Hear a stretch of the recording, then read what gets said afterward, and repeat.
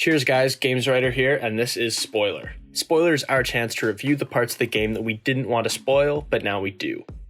We're spoiling Star Wars Jedi Fallen Order, so if you don't know some of the cool moments and story details, you should leave, but then come back once you do.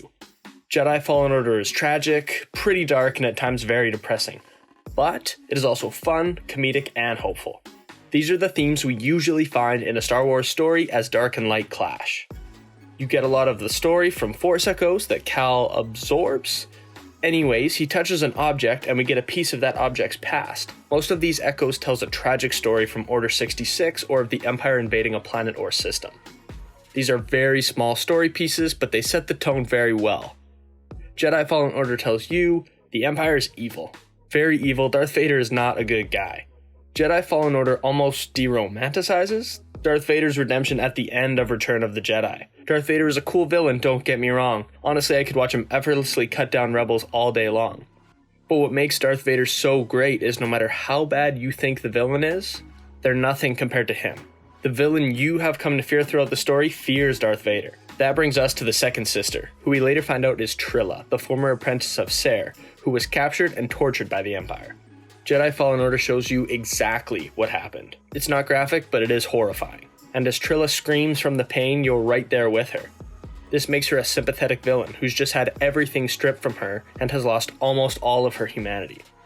Just as Ser tries to connect with that sliver of humanity left in Trilla, smoke pours out of an opening doorway as Vader enters, cuts Trilla down, and effortlessly tosses Ser. It's more of a forced toss than a forced push, off the platform and into the lava below. You escape Vader, and as you're about to leave, he cuts you off and a duel begins. As you're about to meet the same fate as Trilla, Ser swoops in and begins using the dark side, as she had before when she saw who Trilla had become.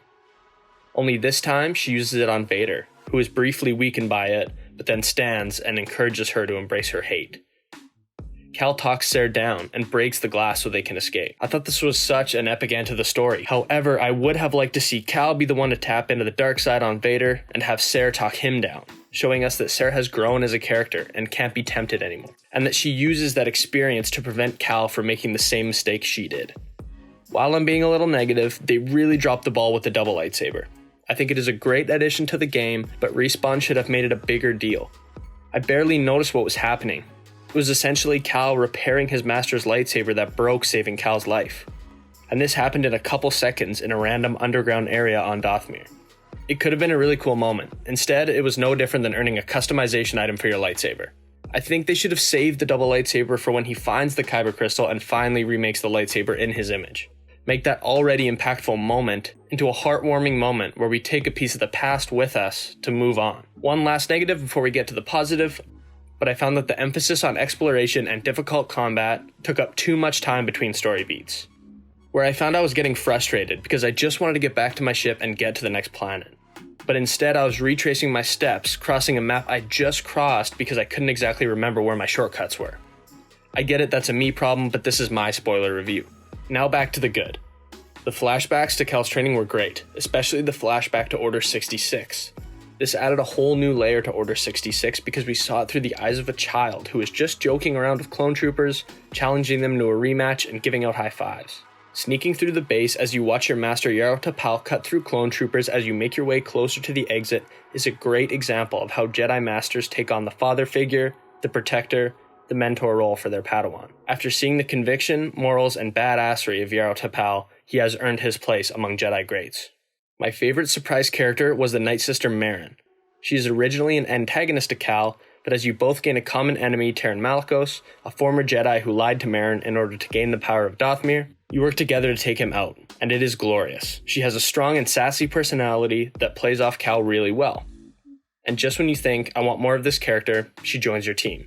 This was great and felt like a classic we're getting the team together moment. And she doesn't just sit on the ship as a dialogue option, but she dives in to save you and Ser as you escape from Vader. She earns the trust of Ser and Grease and earns her spot on the team. I almost forgot about Grease. He's the pilot and essentially the comic relief, but it's subtle and it really works. And finally, you already knew BD1 was great, but that moment where he shows his master's transmission and reveals that he'd only turn on for someone who he trusts, the right person for the job, being you, it really ties that character together and makes you love him more than we already did and creates a great story moment. Well, that's all I've got. That's our story review for Star Wars Jedi Fallen Order. I hope you enjoyed it, whether you completed the game or not. For everything we do, subscribe and keep clicking around GamesWriter.